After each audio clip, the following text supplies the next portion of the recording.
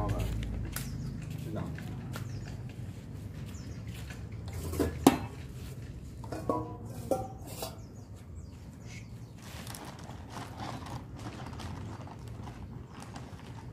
Pagkatapos yung maglaro, kain. Hey!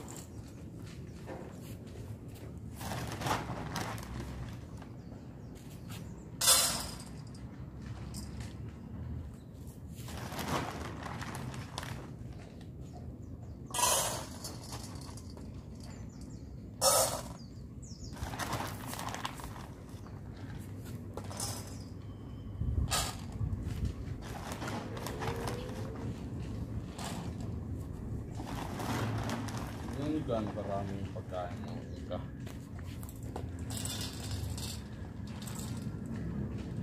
Umapaw.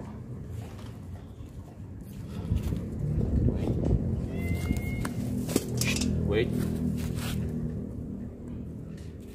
Not yet. Okay na, meron na maghintay. Lahat. Wait.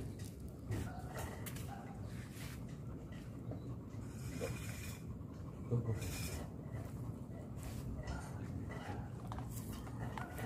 Go, go. So, ayan, kumakain na ang mga senyorito at senyorita.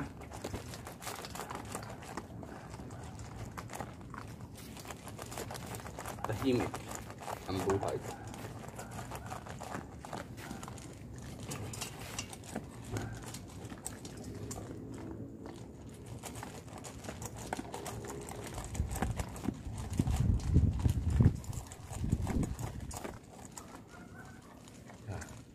This is life.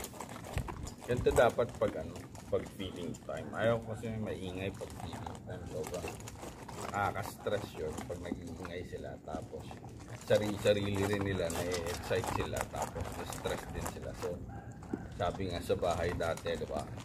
Sabi ng nanay ko, kapag kakain, nire-respeto yung pagkain. Kailangan tahimik lang.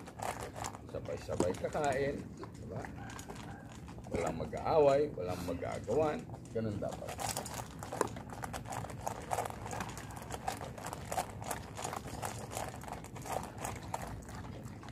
Tignan nyo naman si Pablo. Ang laki ng kainan. Go, Pablo. Go. There. Ito. Finish. Tapon.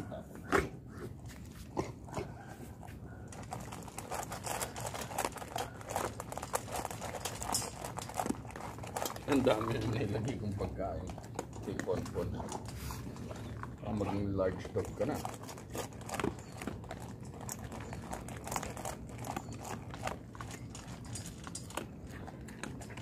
Kayo, okay ba kayo? Pag nagpapakain ng dog, hindi na maingay. With me. Pali mo na.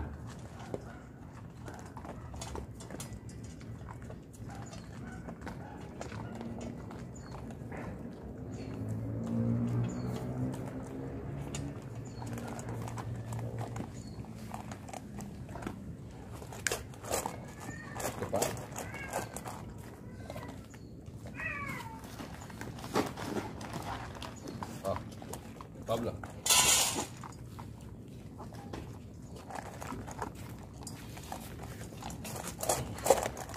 Tapos na Britney? Okay. Tapos na si Britney.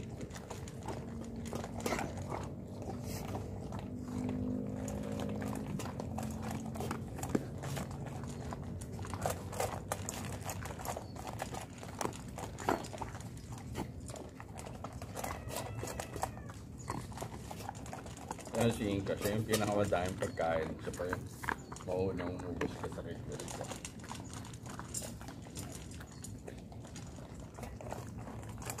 Oh, comfort. Ano siya yan? Oh, ano siya?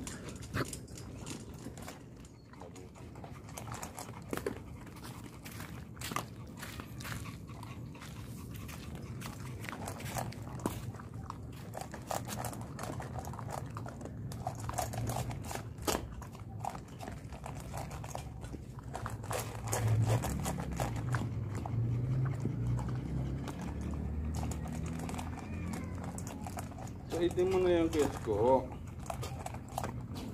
Tatang ko kumain.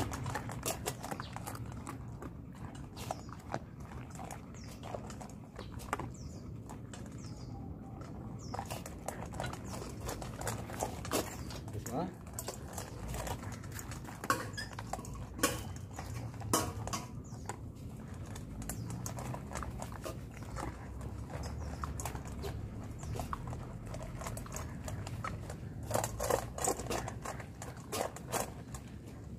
Pon, bilisan mo na rin.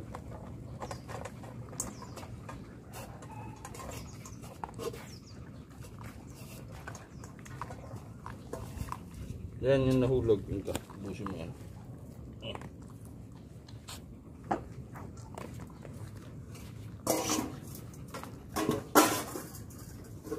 Bilis na pon. Go. Sino?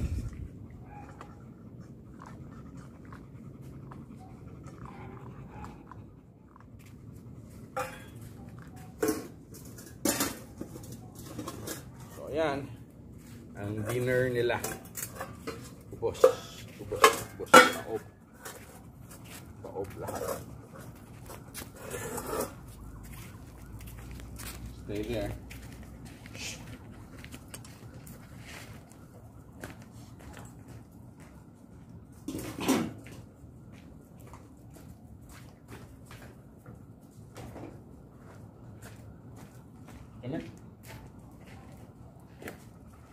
Apa?